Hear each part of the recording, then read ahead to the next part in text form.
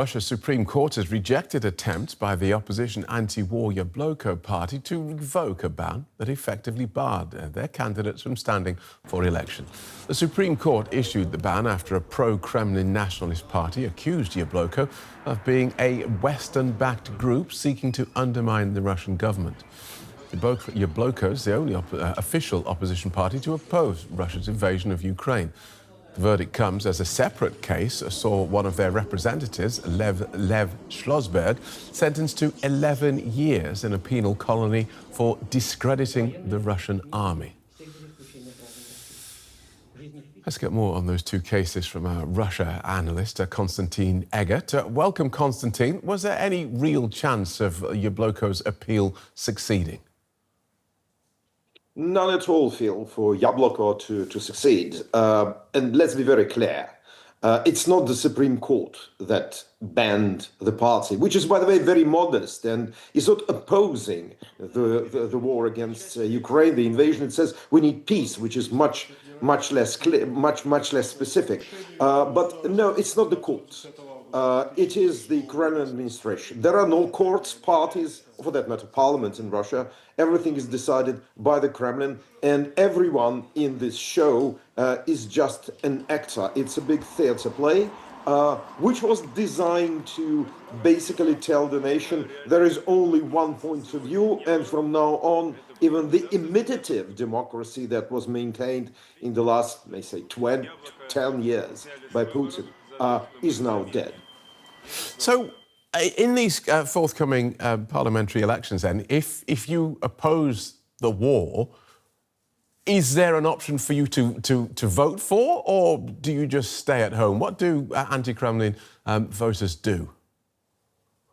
Well, there are no organized anti-Kremlin forces left in Russia. And as I said, even Yabloko was very modest in its protests. But there is actually no choice. You either boycott the elections and stay at home. By the way, that is something the Kremlin doesn't like because it lowers the turnout. But again, the ballot boxes are going to be stuffed and they will write in whatever turnout they want to write in. I mean, the Kremlin administration.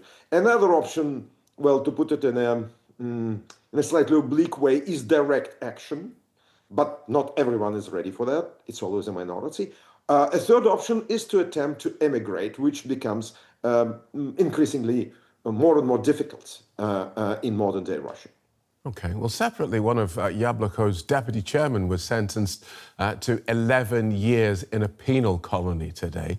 This was for criticising the war against Ukraine. Here's what Lev Shlosberg said in his closing speech. He said the lives of countless thousands of people have been cut short during this time. Sooner or later, the precise and complete death toll, with names included, will be made public, and the entire nation will shudder at this list of victims. So, Konstantin, do words like that find an echo inside Russia, or does it just get drowned out? Phil, you know, I'm quite pessimistic here. Of course, there are people that will take this rhetoric to their hearts, but it is definitely a minority. We already had amazing speeches by other political prisoners and actually martyrs of Putin's regime, like Alexei Navalny or Boris Nemtsov, and nothing moved the Russian society to massively resist the Kremlin regime, the Putin regime, and I think that this one, alas, will not move the people. It will be remembered as one of the great Russian speeches, but I'm afraid the full assessment will only come when Putin is gone, as he will eventually. Right. And what did Lev Shlosberg actually do? Well, what he did, he was very mildly criticizing this war, actually calling for an unconditional cessation of hostilities on a YouTube show, debating with an emigre historian, Yuri Pivovarov, who lives in Berlin and who was, had a much more distinctly anti-Putin and pro-Ukrainian position. And during this show, a picture was shown from one of the West newspapers, I forgot what it was, Daily Mirror, with Putin and the rivers of blood or something like that.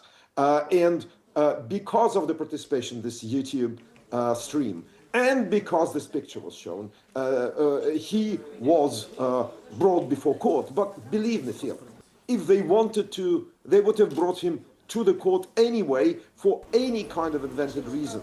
Putin does not need reasons to punish his opponents, and this is exactly the classic case of such miscarriage of justice, if you can call it justice in any way. Very sobering assessment. Thanks for that, Konstantin. DW Russia analyst Konstantin Eggert.